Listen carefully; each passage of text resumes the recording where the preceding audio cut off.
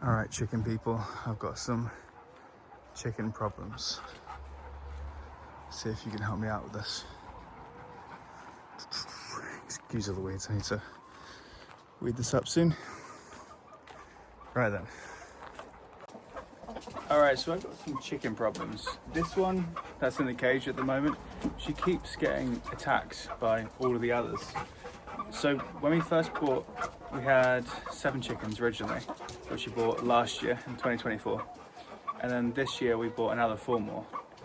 3 of them all got attacked by the new girls and pretty much instantly fought back, and the original flock accepted them in and they were fine with it. This one kept getting attacked originally, and she just didn't do anything. She just crouched down, put her wings out, and just got beaten up by them. And we thought we fixed it because we separated her, we put her in a cage and she had her own food, her own water, and they seemed to have accepted her and they got back. But then within the last month, it's just got bad again, slowly getting worse.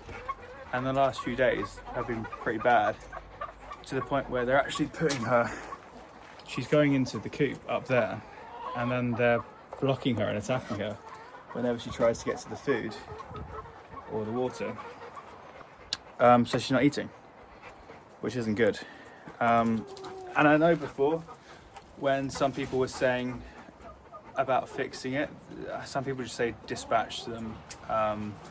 Other ones say rehome it, and probably rehoming is the best option. But the only reason why I haven't done that yet is because my concerns were, if I rehome her, do the flock then just pick on the next weakest one? Because before we bought these new 4 ones, there was one that was quite timid and shy and very skittish, wouldn't let us pick her up or catch her or anything like that. And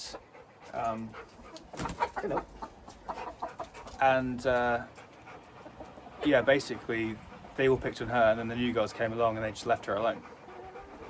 So I'm worried that if I get rid of Amber over here, will they just find the next one to pick on? And I tried dividing this whole section up. Probably got a video or a picture on my phone somewhere. Because we've got the double doors here, I put in a fence post here and a fence post over here, and then just separated the whole thing. But then it seemed kind of unfair to keep 10 chickens in half of it and 1 in the other one. So at the moment, she's got her water, she seems happy in there. She's got her food. This is a dog crate, and then we've got a cat basket in the back where she'll go in and sleep and lay eggs.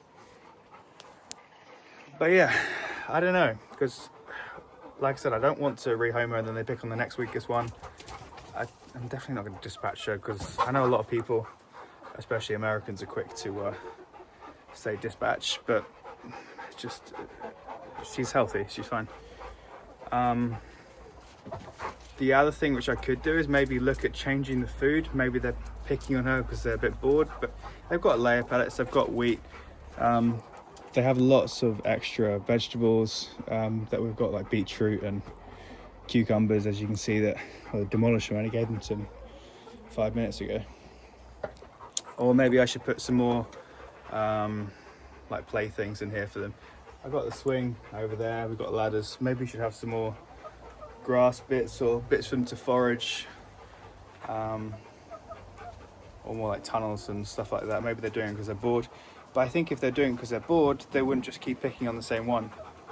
And one I've noticed recently, before this happened, I kept getting 1 or 2 eggs were cracked, like they've been pecked or they've been moved out of the nest box into the middle, and I wonder whether or not she's pecking them, and then they're getting annoyed that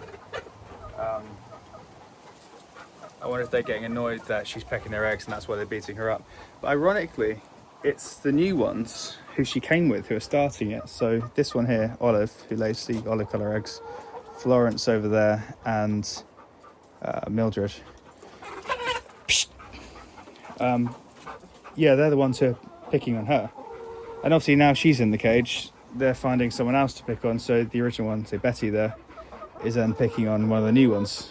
So I think the new ones pick on Amber to distract themselves from getting bullied. Rudolph. And then when she's locked away and safe, the originals pick on the next ones down in the pecking order. I don't know, it's hard. Chickens aren't like dogs or cats. I know a lot of people say, you know, they're their babies and they cuddle with them and they watch TV with them and stuff like that, but I think they're very much livestock and they're just savage dinosaur animals. They'll completely pick on each other, bully each other. I guess that's where pecking order comes from.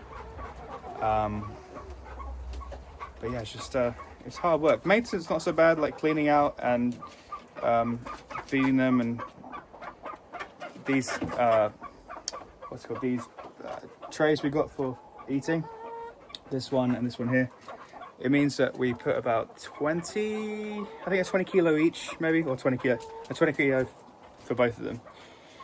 That usually takes about 2 weeks and they're empty. And the water tanks we got, that'll usually be about maybe a week or two. So they're pretty low maintenance for that. And then every time we come in, this is just builder's sharp sands. So it's really easy to clean them out with a rake. So what we do is we just use these tiny little cat litter scoops with a big rake and chuck them into this bucket down here, and then that goes into the compost bins over there, and then back into the garden over this way. But yeah, I don't know what to do about this one. I guess the options are, I'm not dispatching, so that's not an option. Might rehome, but then are they just going to pick on another one? Or do I just keep her separate for a bit in this cage and hope they forgive and forget and move on?